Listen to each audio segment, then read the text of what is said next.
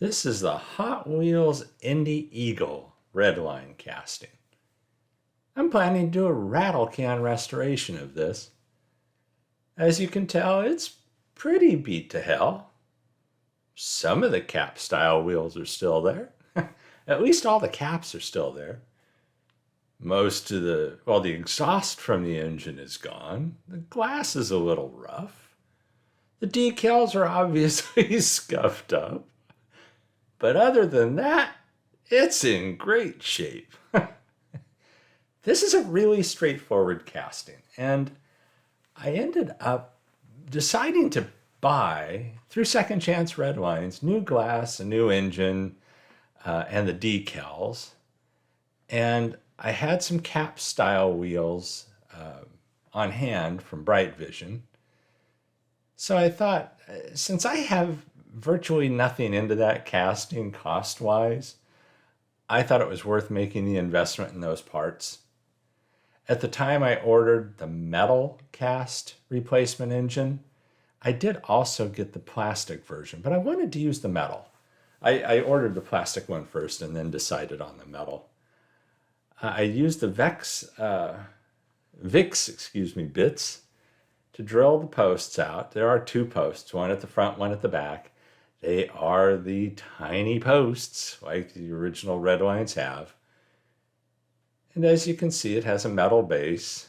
There's the glass that clips onto the interior, which is always nice. And there's what's left of the engine and the exhaust. Now, when I first started this, I thought, this is going to, and even as I worked on it, I thought this would have been a great starter Redline. If I hadn't done any other Redline work before this one, this was kind of an easy one to get into it with. I got this one dirt cheap. Of course, it was a long time ago. And the parts weren't all that bad. The posts are at least deep. So you drill the 1/72 hole and then you tap it. It's not like they're really short posts. So they're easy to work with. I mean, as easy as a 172 hole and tapping it can be. So from that perspective, it's a pretty straightforward and kind of easy build to do. The body wasn't in that bad of shape. You know, I'm always shocked at how tiny. Most of the ones I do are 256 screws, so when I do the 172 screws, they just seem super tiny. The body itself, I guess, is to some degree protected by the wheels being on the outside of the body. Indy style, you know? So the body didn't need a lot of cleaning, and I didn't want to get too carried away with it because I wanted to look like an original Redline to the best of my ability. So I cleaned it up a little bit, and fortunately, there's not a lot of weird areas on it. But then what I didn't know is I was making a major mistake. And when I finished cleaning off the body, I went straight to paint with the body. I used metal cast, duplicolor metal cast blue was the color I decided on. But the major mistake was not test fitting that cast engine into this before I ever painted it. And I didn't realize what I was in for. And we'll get into that later. The cap style wheels are, you can't beat cap style wheels. You basically just run that X-Acto knife over the seam between the front cap part of the wheel and the back that stays on the axle. One of those was already gone. I didn't need to remove it. The remaining parts were a little sloppy because of wear over time, and they were crooked as hell. But, you know, I straightened the wires, and they're not that terribly sloppy. So I can put new caps on there. I polished the base with flits and a Dremel tool. I didn't throw this in Lime Away. I just went with straight polishing it because it wasn't that bad. with the flits, and then I use the Renaissance wax, as you've seen me use before, that helps get rid of the flits that's left and puts a protective coat on it. I had straightened the axles a little bit already at this point, and so then I just used the tool to hold the back of the cap wheel as I put the cap itself on. And so, it's really a nice, straightforward build. The decals from Second Chance are fantastic. I was trying to decide how many of them I wanted to use. I didn't want to use many. And then I checked out Fred Weichman's Flickr page of Real Indy Auto Racing Hot Wheels and looked at the original for at least the placement of where the number would be, how far down on the front I wanted it. I decided just to go with the numbers and the white stripes, nothing else, no sponsor decals, because I wanted it to be somewhat clean. And I think sometimes those decals can be, well, for lack of a better way of putting it, a bit much on some of these. It can get cluttered very quickly. And I kind of like the clean look on this one. And Second Chance's decals are fantastic. I love using them. For whatever reason, they just seem to slide off of the backing better than any other decals I've used. They're quickly ready to go. You don't have to soak them all that long. And I don't know if it's just been the ones I happen to get. I've been lucky, or what.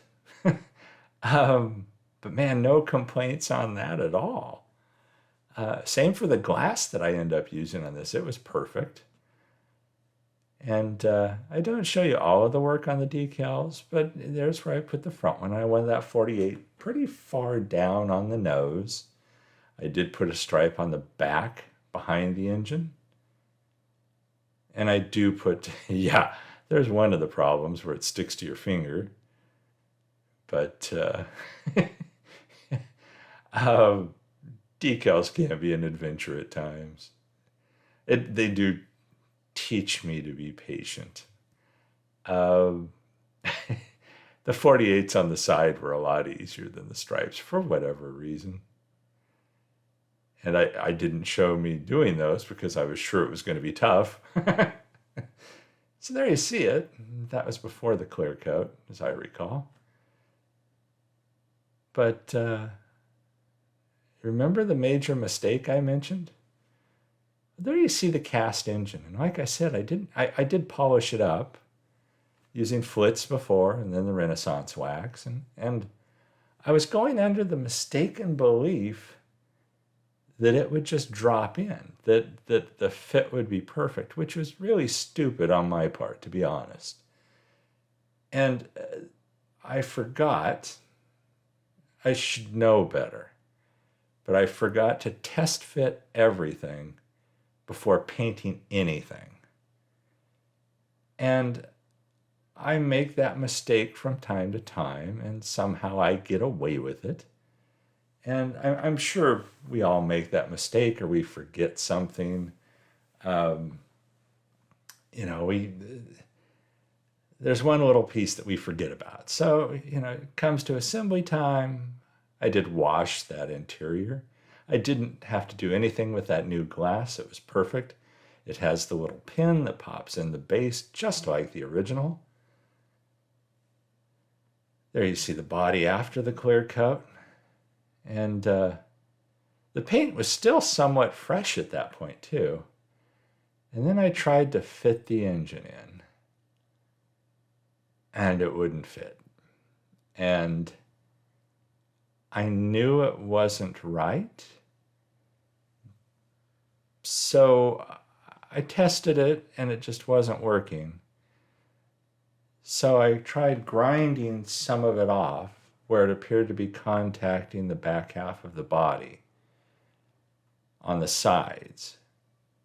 And I ground those sections out, and it still didn't fit. Those were the obvious visual contact points. What I didn't realize is the body also wasn't dropping down far enough into the engine or over the engine. So I tried grinding it again. And you have to keep in mind that this metal is also somewhat delicate. And so I went from sanding with a Dremel bit, and I'm getting frustrated at this point. Um, I ended up grinding it even again one more time, as much as I possibly could without breaking it. And I really wasn't sure what was going to happen. You see at the top of the screen, I had the plastic one ready for me to hit with Molotov if this didn't work. But it did. And that casting just had, I'm not sure how they're cast, if it's like a lost wax process is what I'm guessing. But there was quite a bit of metal that had to be ground away to fit properly. And that's something I wish I would have realized early on before I had painted that.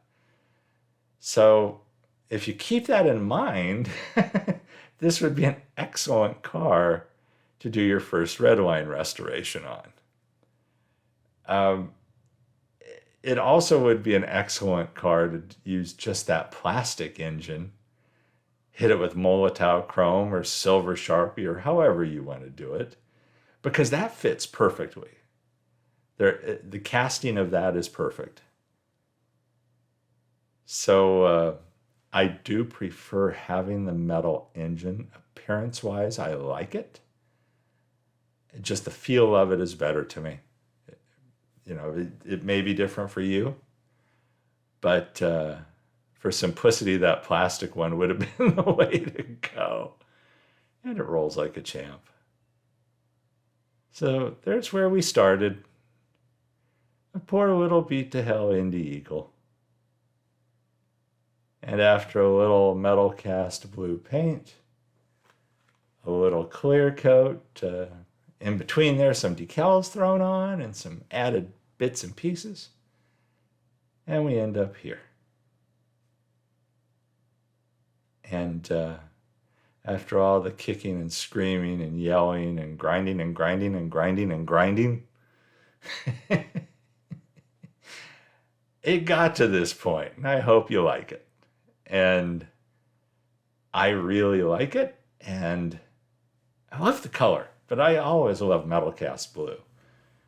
Kind of like I always love metal cast red. I hate metal cast orange because it'll always fight you. But I hope you like this build, and there are some glamour shots coming up here in a minute. Everybody stay safe and healthy out there. Thanks again for watching these videos. And I'll catch you in the next one.